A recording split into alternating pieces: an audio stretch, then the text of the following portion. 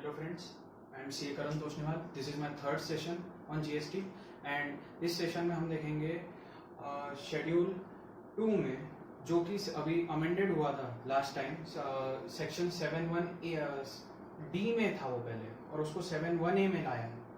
तो section 7(1)(a) उसके अंदर उसको ले भी किया है। क्लासिफिकेशन है बेसिकली कि पर्टिकुलर सप्लाई गुड्स का है या सर्विसेज का है।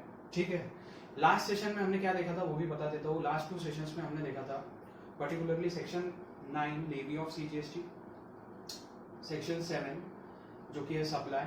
सेक्शन 7 में सप्लाई देखा था हमने, उसके अंदर हमने ये देखा था पूरा section 7(1)(a) all forms of supply for consideration including sale, transfer, barter, exchange, lease, rental, licensing जो भी है सभी इंक्लूड किया जाएगा। सेकंड सप्लाई क्या इंक्लूड करेगा, ये जो 7(1)(a) में है सप्लाई है ये फॉर कंसिडरेशन है, made in course furtherance of business, agreed to be made in course furtherance of business भी आएगा। ठीक है, सेक्शन 7(1)(a).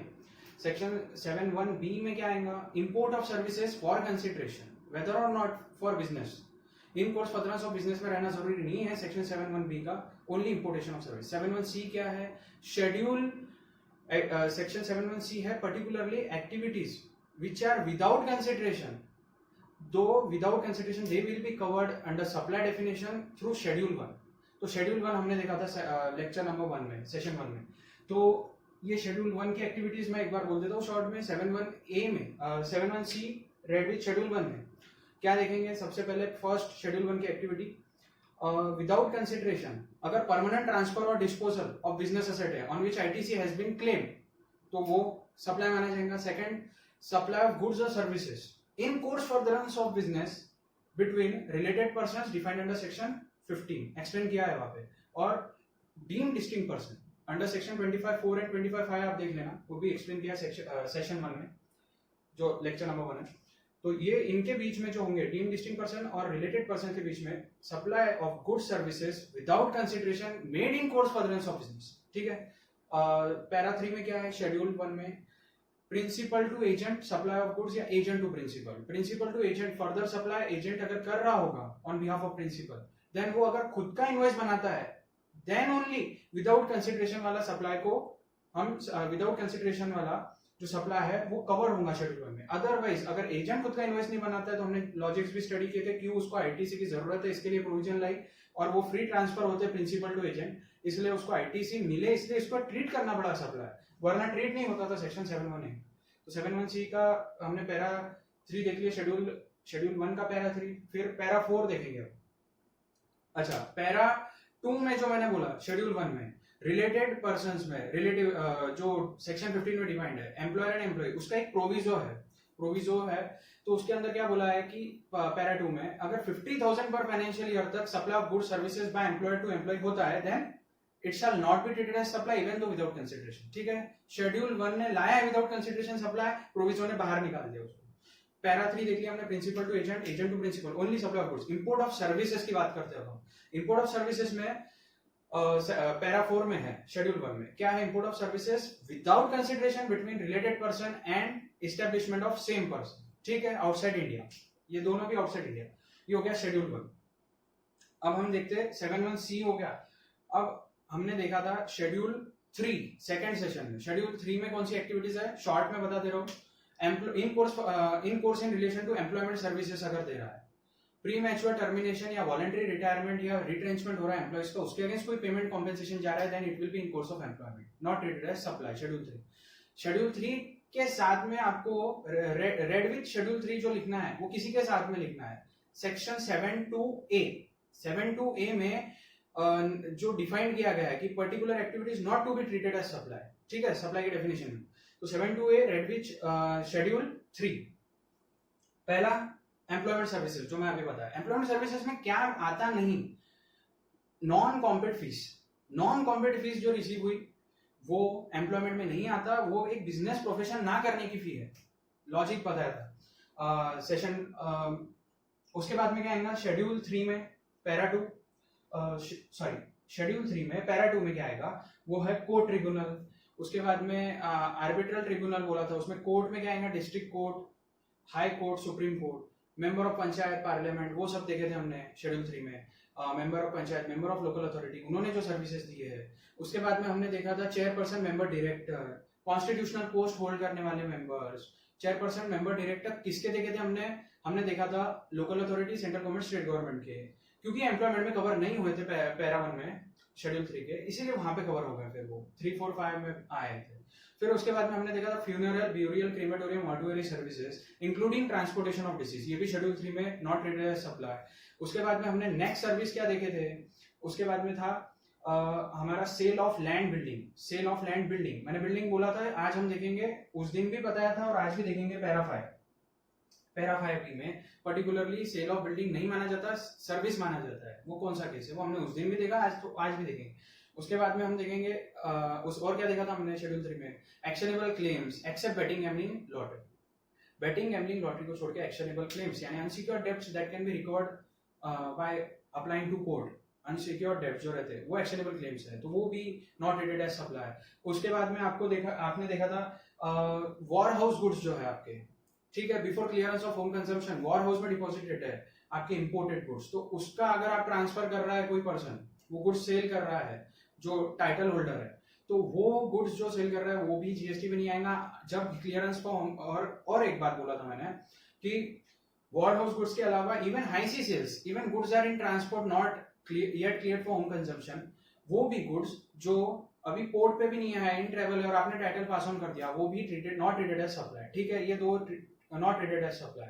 तो लॉजिक भी बताया था कि कस्टम एक्ट से जब तक वो निकलते नहीं एक बार इंपोर्ट ड्यूटी पे करके, तब तक उस पर जीएसटी के लिए भी आएंगे नहीं, लॉजिकल है, ठीक है। उसके बाद में एक और पॉइंट बताया था शेड्यूल 3 का लास्ट पॉइंट कि एक पर्सन अगर सप्लाई कर रहा है from non taxable territory goods to another non taxable territory, ठीक है, तो वैसे केस में भी वो शेड्यूल 3 में नॉट ट्रीटेड एज सप्लाई, ठीक है। शेड्यूल आपको पूरा कवर कर दिया है सेशन 1 और सेशन 2 का रिवीजन।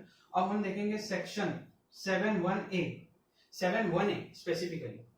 पहले 7(1)(d) में था वो, ये जो प्रोविजन मैं बता रहा हूँ उसका कुछ इन इफेक्ट्स हो जाते थे अगर वो प्रोविजन 7(1)(d) में रहता था। फॉर एग्जांपल ऐसा था पहले प्रोविजन, और हमने तो सेक्शन 7 पढ़ा सप्लाई, अगर 7(1)(d) में है फॉर एग्जांपल, तो 7(1)(d) में होना मतलब क्या है? सप्लाई इंक्लूड्स, मतलब वो सप्लाई है। अब इसमें कुछ एक्टिविटी सप्लाई नहीं भी रहना चाहिए, इंटेंशन नहीं था टैक्स करने का, वो भी लेवी हो जा रहा था, इसलिए इसको बाहर निकाला और इसको सेक्शन 7(1)(a) में डाला। और 7(1)(a) क्या बोल रहा है? आप यहाँ पे सिर्फ शॉर्ट में बता रहा हूँ, 7(1)(a) क्या बोल रहा है कि अगर वो सेक्शन 7(1)(a) में 7(1)(a) क्या बोल रहा है? 7(1) क्लॉज ए में से लेकर क्लॉज सी में अगर आता है तो फिर हम बोलेंगे कि 7(1)(a) में काय का सप्लाई है, वो या गुड्स का है या सर्विस का, ये लॉजिक है सेक्शन 7(1)(a).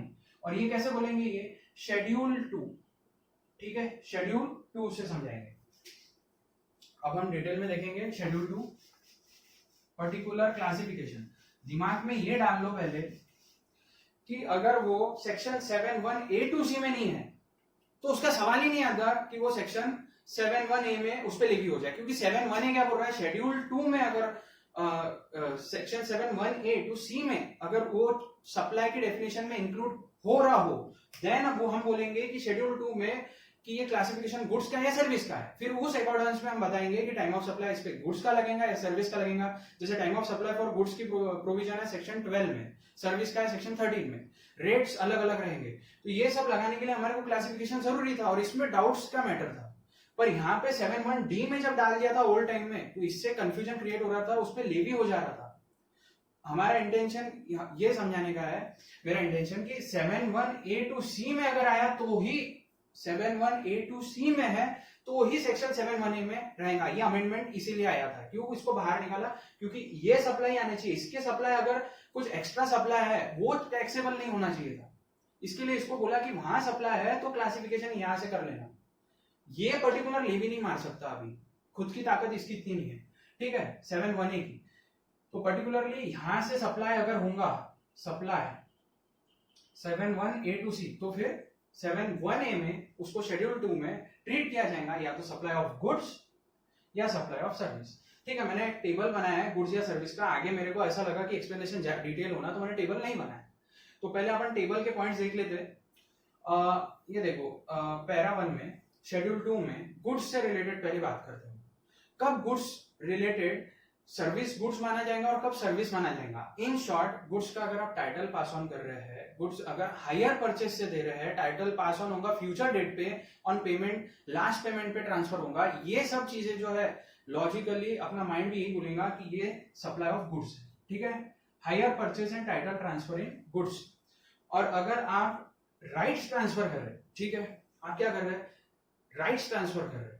राइट्स मतलब आप उस गुड्स के बेसिकली आप उसको पर्टिकुलरली राइट्स दे रहे हैं कि तू ये गुड्स को यूज कर सकता है, बट राइट्स दे रहे हैं, not title pass on. Undivided share दे रहे हैं, टाइटल पास ऑन नहीं कर रहे हैं, ठीक है।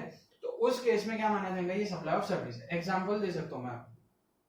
अगर आपने एक लैपटॉप खरीदा है, फॉर एग्जांपल एक लैपटॉप खरीद लिया, और वो जो है उसके अंदर अनडिवाइडेड शेयर है, आप भी यूज कर सकते हैं, आपका फ्रेंड्स भी यूज कर सकता, कोई भी यूज कर सकता, ठीक है, कॉमन यूज कर सकते हैं। तो ऐसे केस में अनडिवाइडेड शेयर है, किसका कितना यूज है वो टाइटल है वो तो डिफाइंड है नहीं, कॉमनली लिया है, कॉमन यूज हो सकता। और ये ट्रांसफर ऑफ राइट्स, राइट्स मतलब आपको पर्टिकुलरली कुछ गुड्स यूज करने के राइट्स दे दिए, आपने वो गुड्स, आप पर्टिकुलर टूल्स है आपके पास, आपने वो लेके आए और वो यूज कर रहे हैं, तो वो उसके लिए आप चार्जेस पे करो, तो वो क्या रहेगा, supply of services. Title pass on हुआ, supply of goods, hire purchase supply of goods, नहीं तो राइट्स और अनडिवाइडेड शेयर में supply of services. Title pass on यहाँ नहीं होता है सर्विसेज, ठीक है। फिर पैरा 2 में क्या आएगा, ए में लैंड। लैंड क्या है, पहली बात तो लैंड गुड्स भी नहीं है, सर्विस भी नहीं है, देखा था शेड्यूल 3 के अंडर, शेड्यूल 3 में देखा था हमने। तो लैंड एंड बिल्डिंग जो है, sale of land and building, एक सेकंड, शेड्यूल 3 में हमने देखा था supply of land and building जो है, वो सेल जो है बेसिकली सप्लाई का कौन सा पोर्शन बोल रहा हूं मैं, सेल। सप्लाई के अंदर बहुत सारी चीजें आएंगी, इंक्लूसिव डेफिनेशन है, तो सिर्फ सेल पोर्शन को हमने शेड्यूल 3 में डाला था, ठीक है, लैंड बिल्डिंग का। लेकिन अगर वो रेंटिंग है, लीज पे दिया, लाइसेंसिंग अपने राइट्स दिए, particularly temporary right use of land के लिए अपने राइट्स दे दिए, तो वो जो lease, licence, licensing, renting, tenancy अगर आप दे रहे हो, तो उस केस में क्या रहेगा, ये सर्विस माना जाएगा, ठीक है, सर्विस कैटेगरी में है, ठीक है। लीज, लाइसेंस, रेंटिंग, टेनेंसी, ईसमेंट, ये सब सर्विसेज में आएंगे। क्यों, पर्टिकुलरली आप चार्जेस जो ले रहे हो वो पर्टिकुलर टेम्पोररी यूज के लिए उसको दे रहे हो, सेल नहीं हो रहा है उसमें, ठीक है। Lease, licence, renting, tenancy. Building के केस में क्या रहेगा, बिल्डिंग का मैंने बोला था, अभी तो पैराफायर क्लॉज भी देखेंगे हम, ठीक है। बिल्डिंग का सेल भी शेड्यूल 3 में है, सेम एज लैंड शेड्यूल 3 में। तो बचा हुआ जो लीज और लेट आउट है बिल्डिंग का, वो क्या रहेगा, सप्लाई है। लेकिन कब सप्लाई, अगर बिजनेस और कमर्शियल पर्पस में, ठीक है, बिजनेस कमर्शियल पर्पस के लिए, ठीक है। बिल्डिंग जो है अगर पर्सनल पर्पस के लिए लिया, क्या जीएसटी आएगा, तो बिल्डिंग जो है मतलब सप्लाई माना जाएगा कि वो सर्विस का, तो पर्टिकुलरली एग्जेम्पशंस भी देखेंगे हम, कहीं एग्जेम्पशंस में कवर्ड है, कहीं एग्जेम्पशंस में नहीं कवर्ड है, पर्टिकुलरली वन रेसिडेंशियल ड्वेलिंग और अलग अलग चीजें हैं वहां पे। तो अभी तो बेसिकली इतना ही देखो कि लीज या लेट आउट है बिल्डिंग का और बिजनेस पर्पस के लिए, बिजनेस कमर्शियल यूज के लिए, तो वो माना क्या जाएगा, सप्लाई ऑफ सर्विसेज। अभी मैं टैक्सेबिलिटी पे डिस्कस नहीं करूंगा, वो गुड्स है सर्विस है वही बोलूंगा पहले तो शेड्यूल 2 में, ठीक है। फिर पैरा 3 में देखते हैं, पैरा 3 में क्या है, treatment on another person good या प्रोसेसिंग कर रहे हैं, बेसिकली इसको बोलते हैं जॉब वर्क। ये टर्म को प्रिंसिपल गुड्स देता है, जॉब वर्कर उस पर प्रोसेस करके देता है, ठीक है। इसको मैं थोड़ा डिटेल में लूंगा इस प्रोविजन को, क्योंकि ये यूजफुल रहेगा डिस्कशन। ये जो है पर्टिकुलरली आप प्रोसेसिंग या ट्रीटमेंट करके दे रहे हैं ऑन अनदर पर्सन गुड, तो ये माना जाएगा सर्विस। मटेरियल 99% लगने दो, ठीक है, तो भी ये सर्विस ही माना जाएगा। शेड्यूल 2 ने बोल दिया कि ये पर्टिकुलर क्लासिफिकेशन 7(1) to C में अगर सप्लाई में फंसा, तो ये अगर आ गया तो यहाँ पे सप्लाई ऑफ सर्विस ही माना जाएगा, ठीक है। तो ये जॉब वर्क सर्विस है, ये सप्लाई ऑफ सर्विस है। अब मैं आपको यहाँ पे जॉब वर्क सर्विस का शॉर्ट में यहाँ पे बता देता हूँ। सेक्शन 19 जो है जॉब वर्क सर्विस का, वो आईटीसी इनपुट टैक्स क्रेडिट की बात करता है, ठीक है। सेक्शन 143 जो है वो बताता है पर्टिकुलरली प्रोविजन कि आपको कितने समय में अगर आपने गुड्स वापस, inputs capital goods job worker को जो भेजे है प्रिंसिपल ने, अगर वो रिमूवल के बाद से अगर आपने वापस लेके नहीं आए तो आपको टैक्सेबिलिटी लग जाएगा और डेट ऑफ सेंट आउट से लगेगा वो, मतलब इन शॉर्ट रेट्रोस्पेक्टिव इफेक्ट आ जाएगा, उल्टा इंटरेस्ट आ जाएगा अगर आपने टेक बैक या फर्दर सप्लाई नहीं किया जॉब वर्क के प्लेस ऑफ बिजनेस से। तो अब जॉब वर्कर रहता क्या है, मैं आपको एक कंसेप्ट बता देता हूँ जॉब वर्कर और प्रिंसिपल का। ठीक है, ये जॉब वर्कर है, ठीक है, शॉर्ट स्पेस है, कंस्टेंट है, थोड़ा एडजस्ट करो, और ये प्रिंसिपल है, ठीक है, और ये सप्लायर है, ठीक है, ये सप्लायर है। ये सप्लायर प्रिंसिपल को गुड्स भेजे या जॉब वर्कर को भेजे, चलेगा।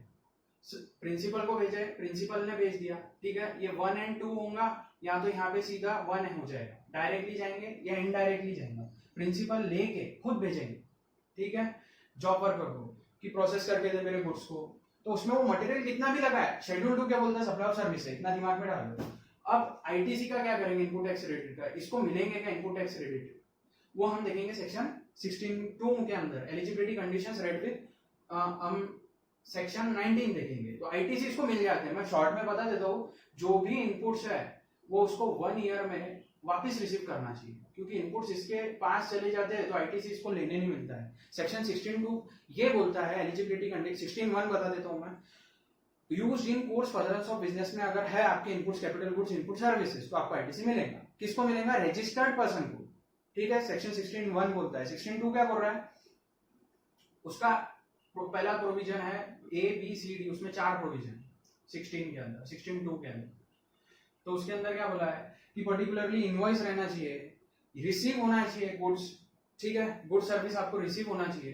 तो अब यहाँ पे गुड्स अगर रिसीव डायरेक्टली उसने किया तो भी है, सेक्शन 143 और सेक्शन 19 ये दोनों बोलते हैं कि इसको, सेक्शन 19 बोलते हैं इसको आईटीसी मिलेंगे even though directly job worker को गए हैं गुड्स, ये प्रोसेस करेंगे प्रिंसिपल के बिहाफ पे, ये मैटर नहीं है, उसको इनपुट जाए या कैपिटल गुड्स जाए, ठीक है, उसको आईटीसी, प्रिंसिपल को आईटीसी जो है मिलेंगे।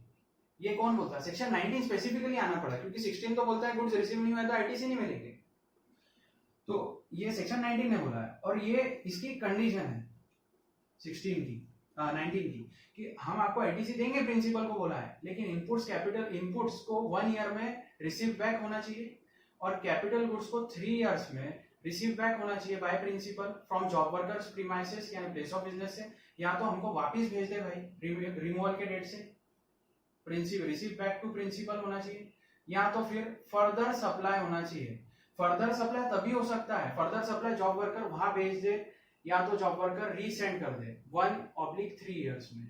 जॉब वर्कर अगर बाहर भेजता है 1/3 इयर्स के अंदर तो भी आईटीसी मिलेगा, लेकिन वो फर्दर सप्लाई तभी कर पाएगा, वो फर्दर सप्लाई तभी कर पाएगा अगर उसका रजिस्टर्ड पर्सन है या कमिश्नर से परमिशन लिए भी कुछ गुड्स है उस रिलेटेड अगर उसको मिला है अप्रूवल, और या तो वो रजिस्टर्ड है उसका प्लेस ऑफ बिजनेस, या तो फिर अगर वो अनरजिस्टर्ड है तो नहीं कर पाएगा, ठीक है, फर्दर सप्लाई नहीं, फिर उसको टेक बैक करना पड़ेगा प्रिंसिपल को और उसके बाद वहां से सप्लाई करना पड़ेगा, ठीक है, प्रिंसिपल के प्रीमाइसेस से प्रोसेस गुड जो रहेगा जॉब वर्कर बना के देगा।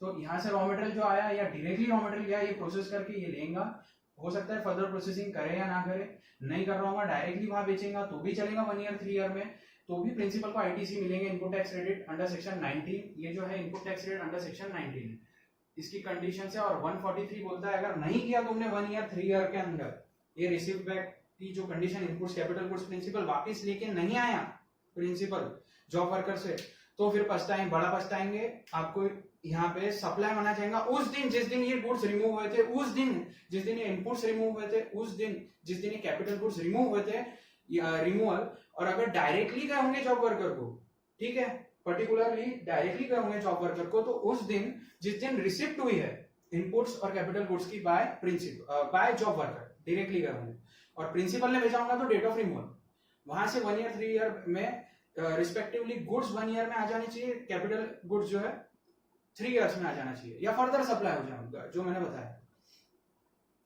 तो इस तरह से प्रोविजन वर्किंग होता है। और स्क्रैप, और अगर वेस्ट मटेरियल है, स्क्रैप है, कुछ स्क्रैप्स निकल रहे हैं, ठीक है, उसकी नेग्लिजिबल वैल्यू आ रही, क्या जॉब वर्कर फर्दर सप्लाई कर सकता है? हाँ, रजिस्टर्ड पर्सन है तो कर देगा, नहीं होगा तो फिर प्रिंसिपल करेगा, ठीक है।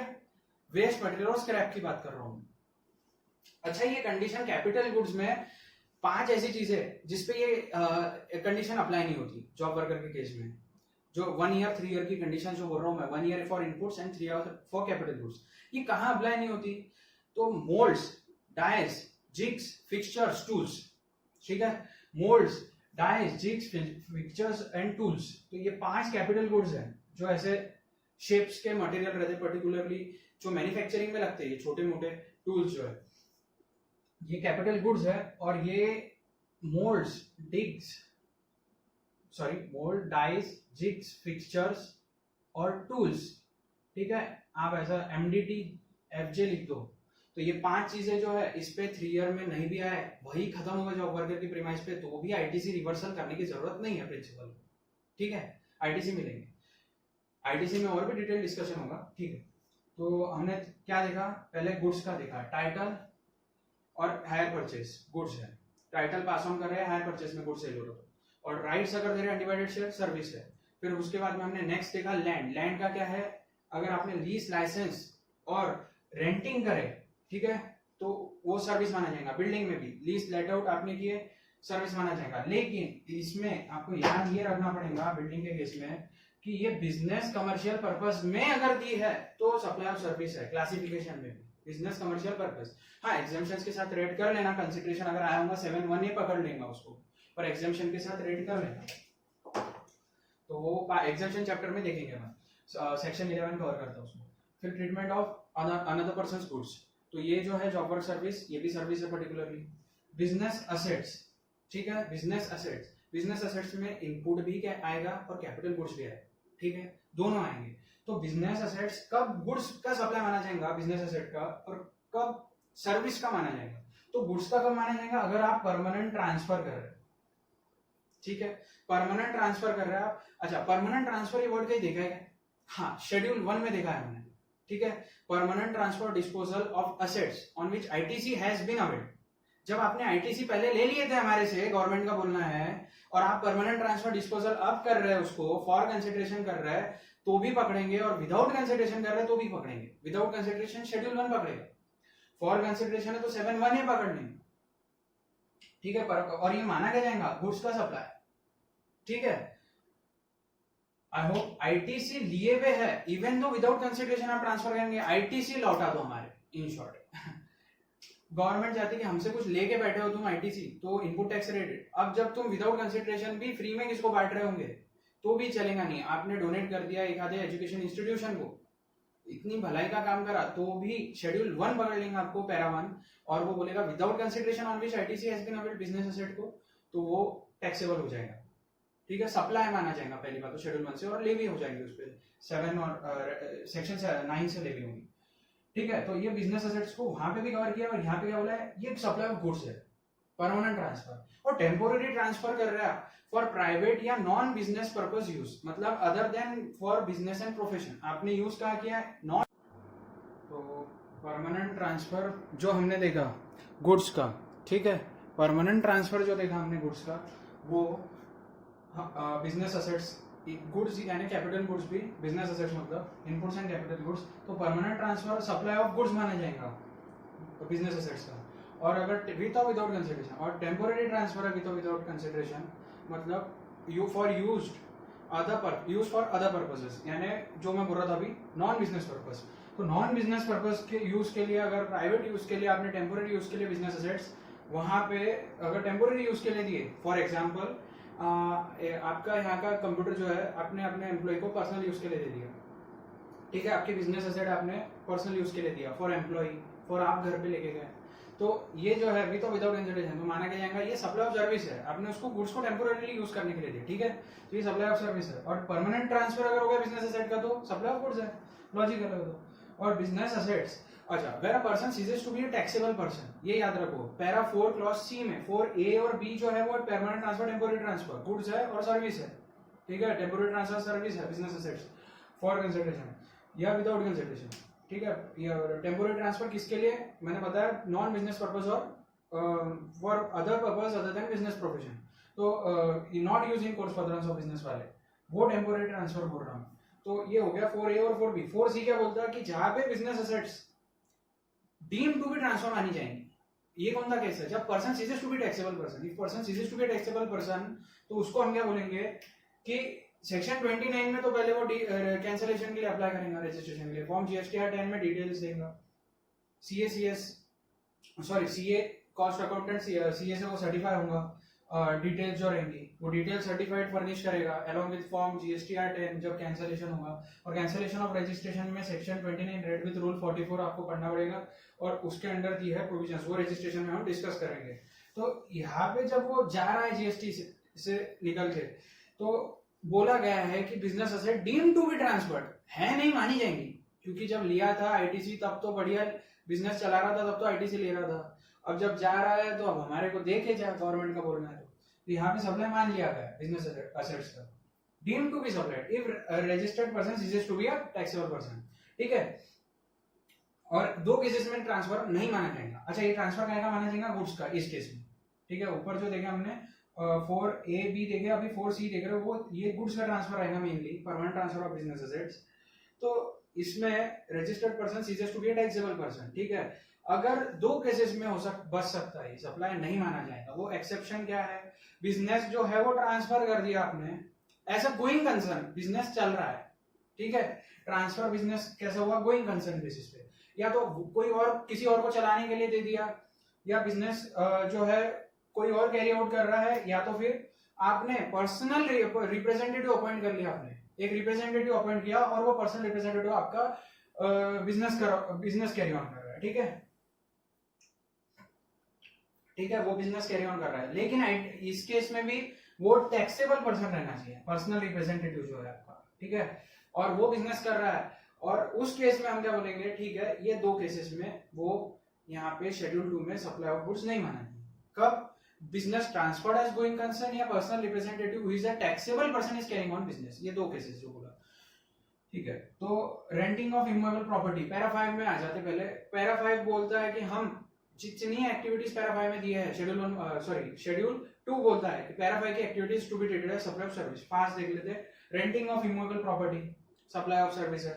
Construction of complex building civil structure intended for sale to buyer, building civil structure बना के दे रहा है और कंस्ट्रक्शन करके दे रहा है, intended for sale to buyer, ठीक है, intended for sale to buyer. तो उस केस में तो मैंने आपको बोल दिया था कि पहले भी बोला था सेशन 1 में और सेशन 2 में भी बताया था कि अगर बिल्डिंग बना के दे रहा है आपको बिल्डर, और आपका अर्लियर ऑफ, ठीक है, अर्लियर ऑफ फर्स्ट ऑक्यूपेशन, ठीक है, first occupation completion certificate which is earlier, उस इवेंट के, ठीक है, वो इवेंट सपोज यहाँ पे है, वो अर्लियर वाला इवेंट, इसको ई डिनोट कर रहा हूं, और इसके पहले consideration receive, part consideration, whole consideration आपको यहां मिल रहा है, ठीक है, पहले मिल रहा है, तो माना जाएगा ये पैरा 5 क्लॉज बी में ऑफ शेड्यूल 2 सर्विस माना जाएगा। और अगर एंटायर कंसिडरेशन अर्लियर एक्टिविटी के यहां मिल रहा है तो ये एस, एंटायर कंसिडरेशन यहां मिल रहा है तो यहां सेल हो जाएगा, यहाँ पे क्या माना जाएगा, वो सर्विस, ठीक है। Consideration receive before earlier event, which is earlier event, और अर्लियर काय का बोल रहा हूं मैं, फर्स्ट ऑक्यूपेशन और कंप्लीशन सर्टिफिकेट, पहले भी डिस्कस किया था डिटेल में। और ये जो है कंस्ट्रक्शन ऑफ बिल्डिंग की रिलेटेड है। अच्छा, बिल्डिंग जो है पहले भी डिस्कस किया था, sale of land building is covered under schedule 3 para 5 में, और क्या माना जाएगा, वो सप्लाई ऑफ, क्या माना जाएगा, सप्लाई ही नहीं माना जाएगा, ठीक है। Schedule 3 particular activities not treated as supply. Para 5 clause A हो गया, बी हो गया, ये भी सप्लाई ऑफ सर्विस है, ये भी सप्लाई ऑफ सर्विस है, रेंटिंग ऑफ इमूवेबल प्रॉपर्टी। अब पैरा 5 क्लॉज सी देखो, temporary transfer of intellectual property rights, patents, copyrights, trademarks, ये जो है इसका टेम्पोररी ट्रांसफर हो रहा है, तो इसको हम क्या मानेंगे, सप्लाई ऑफ सर्विस, ठीक है, service man. Plus development, customisation, अच्छा, पेटेंट्स, कॉपीराइट्स, ट्रेडमार्क्स जो है ये इंटेलेक्चुअल प्रॉपर्टी राइट्स का टेम्पोररी ट्रांसफर हो रहा होगा, आप सिर्फ टेम्पोररी ट्रांसफर कर रहे हैं, तो उस केस में सप्लाई ऑफ सर्विस माना जाएगा।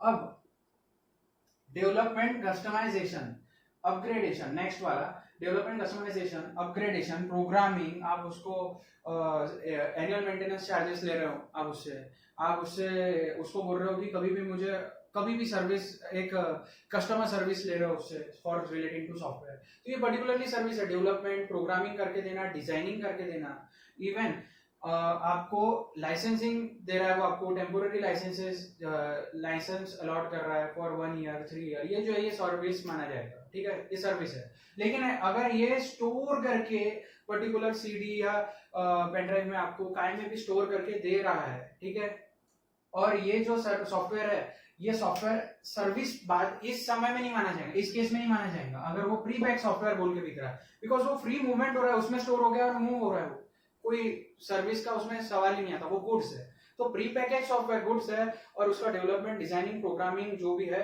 और उसके रेंटल चार्जेस अगर लग रहे होंगे आपको, तो मेंटेनेंस चार्जेस लग रहे होंगे, डिजाइनिंग लग रहा होगा, स्पेसिफिक कस्टमाइजेशन कराया होगा सॉफ्टवेयर का, वो सब चार्जेस क्या है, supply of service para five clause D या पैराफाई क्लॉज डी में आ जाएगा। पैराफाई क्लॉज ई क्या है?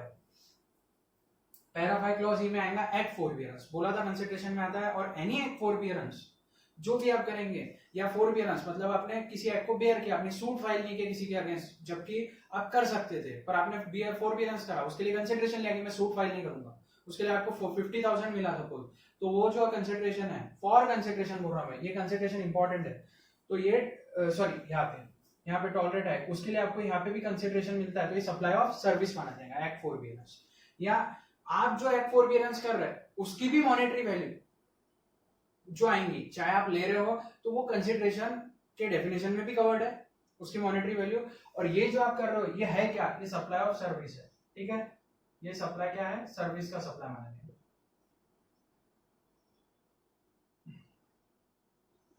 ठीक है। और transfer of right to use goods, transfer of rights, all rights of goods भी हमने देखा था अनडिवाइडेड शेयर एक्सेप्ट टाइटल, तो हमने देखा था पहले भी कि वो सप्लाई ऑफ सर्विस है, और transfer of right to use goods जो है वो भी सप्लाई ऑफ सर्विस, ओके। तो पैराफाई क्लॉज ई भी हो गया, एफ भी हो गया, ये सप्लाई ऑफ सर्विसेज है। पैरा 6 क्या है? पर्टिकुलरली दो एक्टिविटीज को सप्लाई ऑफ सर्विसेज मानेंगे, क्या है? वर्क्स कॉन्ट्रैक्ट, और सेक्शन 2 में वर्क्स कॉन्ट्रैक्ट है, सेक्शन 211(9) होगा मोस्टली, और वर्क्स कॉन्ट्रैक्ट डिफाइंड है, और वो क्या है? वर्क्स कॉन्ट्रैक्ट सर्विस है। अब वर्क्स कॉन्ट्रैक्ट में मूवेबल प्रॉपर्टी पे वाली सर्विस नहीं रहती। वर्क्स कॉन्ट्रैक्ट की डेफिनेशन क्या है कि आप कंस्ट्रक्शन कर रहे, इरेक्शन कर रहे, कमीशनिंग, फैब्रिकेशन है, फिटिंग है, फिर आप उसमें इंस्टॉलेशन करके दे रहे, कमीशनिंग कर रहे, इरेक्शन कर रहे हैं, और कंस्ट्रक्शन, रिपेयर, रिनोवेशन, अल्टरेशन, ये जितनी एक्टिविटीज आप करेंगे, ठीक है, ये सर्विस आप दे रहे हैं ऑन इमूवेबल प्रॉपर्टी, ठीक है, इस पे इमूवेबल प्रॉपर्टी पे दे रहे हैं, कंस्ट्रक्शन सर्विस जो भी है, जितने सर्विस बोला मैं अभी, ठीक है, रिपेयर, रिनोवेशन भी आएगा कंस्ट्रक्शन के अंदर, इमूवेबल प्रॉपर्टी पे दे रहे हो, और आपकी प्रॉपर्टी इन गुड्स भी, आप गुड्स भी लगा के दे रहे हो, ठीक है, आप गुड्स भी लगा के दे रहे हो साथ में, तो बोला जाएगा वर्क्स कॉन्ट्रैक्ट। मूवेबल प्रॉपर्टी में मत लगाना प्रोविजन, कहाँ है उस पे? अगर आपने फॉर एग्जांपल कुछ इंस्टॉलेशन किया, कुछ फैब्रिकेशन किया, एक कार है, वो तो मूवेबल प्रॉपर्टी है, वन प्लेस टू अनदर उसका मूवेबल प्रॉपर्टी है, ठीक है। गुड्स के फिर तो वो मूवेबल प्रॉपर्टी हो गया तो गुड्स हो गया, और मूवमेंट वाली प्रॉपर्टी को हमको लेना ही नहीं। हमको कौन सी लेना है? Immovable property. हमको क्या कवर करना है? इमूवेबल प्रॉपर्टी पे वर्क्स कॉन्ट्रैक्ट अगर परफॉर्म हुआ तो वो सर्विस माना जाएगा। वर्क्स कॉन्ट्रैक्ट का जो भी चार्जेस रहेंगे वो सर्विस रहेगा। इसको मिक्स मत करना जॉब वर्कर से। देखो जॉब वर्कर क्या करता है, जॉब वर्कर की बात करता हूं मैं। जॉब वर्कर जो है वो गुड्स, मूवेबल प्रॉपर्टी जो रहती है, ठीक है, मूवेबल प्रॉपर्टी जो रहती है वो गुड्स पर प्रोसेसिंग या ट्रीटमेंट करके दे रहा है, उसके कंसिडरेशन ले रहा है, ठीक है। तो वो जो है वो भी सप्लाई ऑफ सर्विस है, वर्क्स कॉन्ट्रैक्ट भी सप्लाई ऑफ सर्विस है, बस डिफरेंस है इमूवेबल प्रॉपर्टी पे हो रहा है। और यहाँ पे प्रॉपर्टी इन गुड्स जो है वो भी लगा के आप दे रहे हो, और सर्विस प्लस गुड्स है, पर्टिकुलरली आप खुद गुड्स लगा के दे रहे हो, खास बात है इसमें। और इमूवेबल प्रॉपर्टी भी, ये जो है इमूवेबल प्रॉपर्टी, ये भी इंपॉर्टेंट है, ठीक है। जॉब वर्कर को कंफ्यूजन में लेना ही मत। तो ये भी वर्क्स कॉन्ट्रैक्ट जो है, ठीक है, वर्क्स कॉन्ट्रैक्ट ये भी सर्विस है, ठीक है। क्या है ये? इमूवेबल प्रॉपर्टी पे वर्क्स कॉन्ट्रैक्ट जो है ये भी सर्विस है। अच्छा, outdoor catering, indoor catering services दे रहे हैं, रेस्टोरेंट सर्विस जो दे रहे हैं, सप्लाई ऑफ फूड कर रहे हैं, वो सर्व कर रहे हैं food, drinks, except alcoholic liquor for human consumption. Alcoholic liquor for human consumption section 9 में लेवी में नहीं है, तो काय को अपन लेंगे यहाँ पे? पैरा, अभी हम पैरा 6 क्लॉज है, works contract is a service, supply of service, para 6 में बोल दिया हमने, ठीक है। इमूवेबल प्रॉपर्टी सोचना, और गुड्स प्लस सर्विस लग रही है, जो सेट सर्विसेज मैंने बताया, प्लस गुड्स भी ट्रांसफर हो रहे हैं और इमूवेबल प्रॉपर्टी पे लग रहा है, तो वर्क्स कॉन्ट्रैक्ट है, वो सर्विस है। पैरा 6 क्लॉज हो गया। क्लॉज बी देखते हैं हम अभी, पैरा 6 का, वो भी सप्लाई ऑफ सर्विस है। वो क्या है? सर्व कर रहा है food drinks except alcoholic liquor for human consumption which is excluded in section 9 levy, यानी चार्ज नहीं होता जिसपे, तो उसके रिलेटेड सप्लाई कैटरिंग सर्विसेज भी होगा, तो यहाँ नहीं आएगा, ठीक है। सप्लाई ऑफ सर्विस में डिफाइंड नहीं रहेगा। Except alcoholic liquor for human consumption. Food drinks दे रहे हैं, आप सॉफ्ट ड्रिंक्स दे रहे होंगे, फूड सर्व कर रहे होंगे, तो ये जो रेस्टोरेंट और कैटरिंग सर्विस जो है ये पर्टिकुलरली सप्लाई ऑफ सर्विस मानी गई है schedule 2 para 6 clause B, schedule 2 para 6 clause B, ठीक है, okay, schedule 2 para 6 clause B. उसके बाद में आपको पैरा 7 की बात,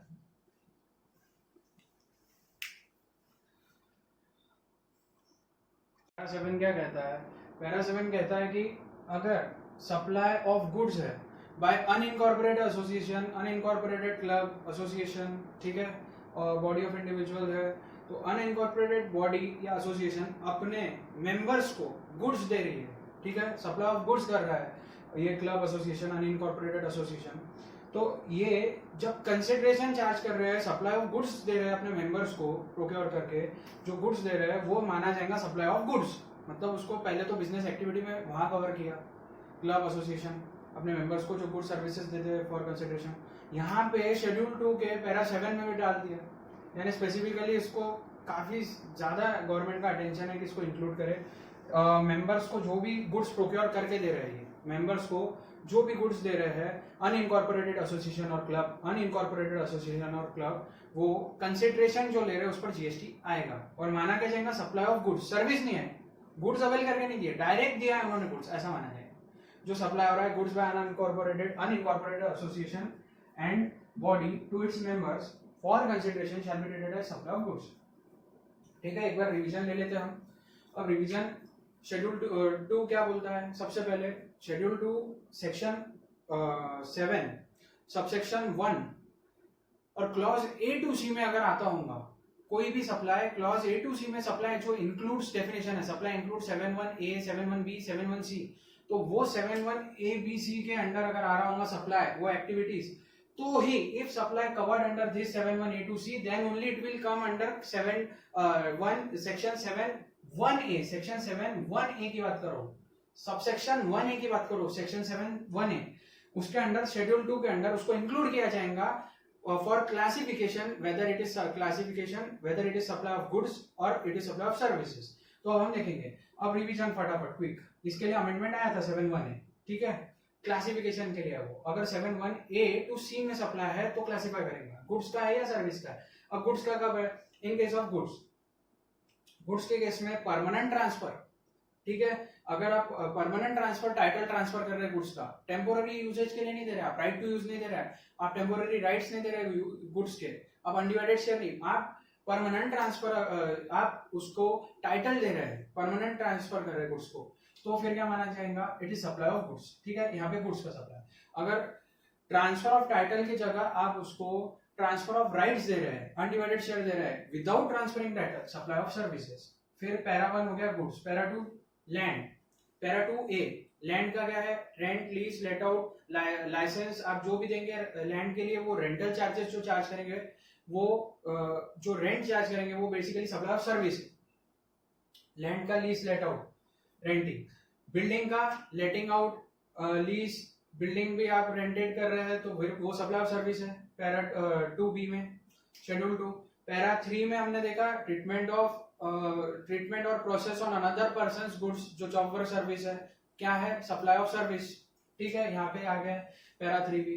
पैरा 3 के अंदर बोल दिया था मैंने मोल्डाइज, जिग्स, फिक्चर्स, टूल्स, इस पे वो कंडीशन नहीं लगेगी जो डिस्कशन हुआ हमारा जॉब वर्कर पे स्टार्टिंग में जब मैंने पढ़ाया था प्रोविजन, तो इस पे ये छोड़ के बाकी कैपिटल गुड्स को 3 इयर्स में टेक बैक करना चाहिए या फर्दर सप्लाई करना चाहिए जॉब वर्कर प्रीमाइसेस से, अगर वो रजिस्टर्ड पर्सन है, ठीक है, प्रिंसिपल ने, और जॉब वर्कर के अगर वो टेक बैक नहीं किए तो सेक्शन 143 बोलता है deem to be supply from the date of removal, अगर वापिस नहीं लिया हमने जो हमने जॉब वर्क के लिए गुड्स भेजे हैं, चाहे वो इनपुट्स हो या कैपिटल गुड्स हो, या तो वापस ले लो या तो सप्लाई फर्दर सप्लाई कर दो। इनपुट के केस में 1 ईयर, कैपिटल गुड्स के केस में 3 ईयर। कैपिटल गुड्स में 5 चीजें नहीं आती, एमडीटी, मोल्ड डाइस, टूल्स और जिग्स फिक्चर्स, 5 आइटम्स एक्सक्लूडेड है। वेस्ट स्क्रैप, हाँ ठीक है, डायरेक्टली सप्लाई कर सकता है जॉब वर्कर अपनी प्रीमाइसेस से, अगर वो रजिस्टर्ड पर्सन है। वेस्ट स्क्रैप मटेरियल जो प्रिंसिपल ने भेजे है उसमें के गुड्स के और प्रोसेसिंग में जो भी निकलेगा, और अगर वो रजिस्टर्ड नहीं है तो प्रिंसिपल को सप्लाई करना पड़ेगा, फिर खुद बुला के,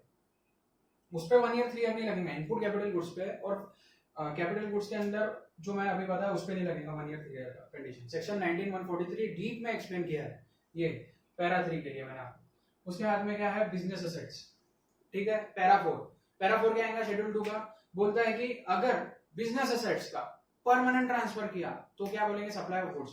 टेम्पोररी ट्रांसफर मतलब you for non business purpose use कर रहे हैं, फॉर नॉन बिजनेस पर्पज आप यूज कर रहे हैं, for use for personal purpose in short, तो फिर बोला जाएगा कि टेम्पोररी यूजेज जो सस्पेंड करके आपने बिजनेस से निकाल के उसको पर्सनल यूज पे डाला है, तो उसको हम क्या बोलेंगे, सप्लाई ऑफ सर्विस, ठीक है। Personal use, not use in not use for other purpose other than business purpose, ठीक है, तो हम क्या बोलेंगे, सप्लाई ऑफ सर्विस, माना जाएगा। वैल्यूएशन होगा वो बाद में, मॉनेटरी वैल्यू नहीं असर्टेन होंगी, ठीक है। पैरा 4 क्लॉज ए हो गया, बी हो गया। पैरा 4 क्लॉज सी देख लो आप शेड्यूल 2 का, क्या बोलते हैं, अगर if registered person ceases to be a taxable person, ठीक है, तो उस केस में मैं आपको बोल रहा हूं ये registered person ceases to be a taxable person, मतलब वो आप taxable person, no longer he will remain a taxable person, he is just applying for cancellation under section 29, मतलब कि वो जीएसटीआर 10 भर रहा होगा, फाइनल रिटर्न फॉर्म जीएसटीआर 10 में rule section 29 read to rule 44 provisions comply कर रहा होगा, सीएसी कॉस्ट अकाउंटेंट से सर्टिफाई करके वो स्टॉक की डिटेल्स दे रहा होगा और निकल रहा होगा। तो निकलते निकलते बोला है कि पैरा 2 में सॉरी पैरा 4 में 4C में, और शेड्यूल 2 की बात कर रहा मैं पैरा 4C में, कि ये जो उसकी जो इनपुट्स कैपिटल गुड्स है, बिजनेस एसेट्स है, डीम टू बी ट्रांसफर है नहीं, वो ट्रांसफर नहीं किया, वो तो जा रहा है जीएसटी एक्ट छोड़ के, बाय बाय कर रहा है हमारे को, फिर भी that business assets shall be deem to be transfer, ठीक है। और ये इसके अंडर में उसको जीएसटीआर 10 फाइनल रिटर्न जो भरेगा, ठीक है, उसके अंदर उसको फर्निश करना पड़ेगा इसकी डिटेल, और माना क्या जाएगा ये परमानेंट ट्रांसफर हो रहा, वैसा ही गुड्स का परमानेंट ट्रांसफर, वैसे ही business assets deem to be transfer मानी जाएगी, यानी सप्लाई ऑफ गुड्स में आएगा। 2 एक्सेप्शन है इसके, ठीक है। इसके 2 एक्सेप्शन क्या है, अगर गोइंग कंसर्न बेसिस पे, अगर मैंने सपोज मैं डी रजिस्टर हो, मैं कैंसिल कर रहा हूँ रजिस्ट्रेशन अंडर सेक्शन 20, और मैंने बिजनेस कैरी आउट करने के लिए किसी और पर्सन को दे दिया, आई हैव, और वो गोइंग कंसर्न बेसिस पे मतलब उसको रन कर रहा है, तो ये भी एक्सेप्शन है, तो वो सप्लाई ऑफ गुड्स नहीं माना जाएगा, सप्लाई नहीं माना जाएगा।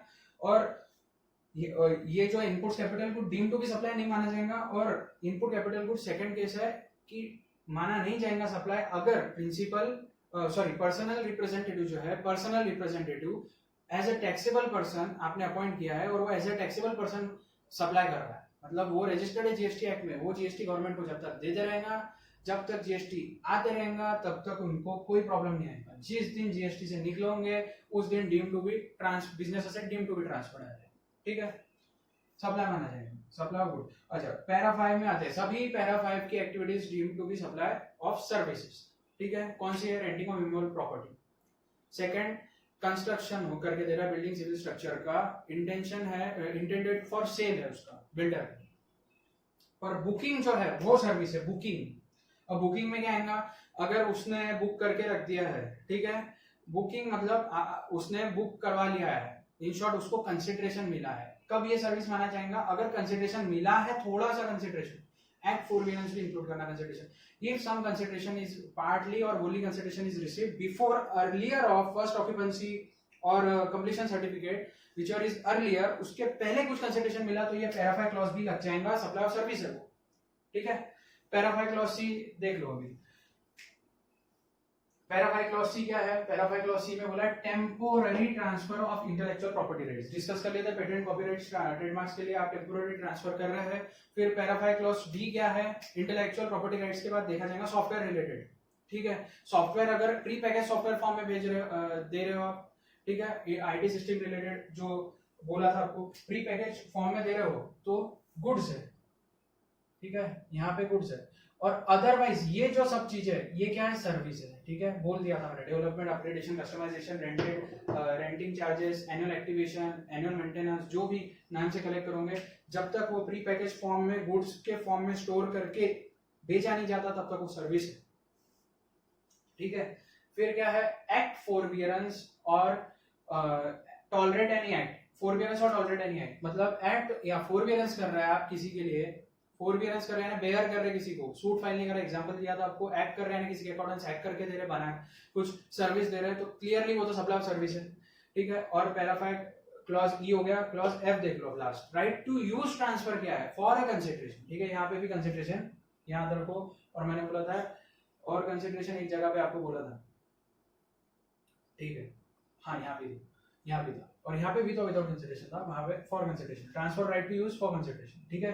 तो पैरा 5 क्लॉज एफ में हो गया। पैरा 6 क्लॉज ए क्या बोलता है, works contract is a supply of service, ठीक है, पैरा 6 ए।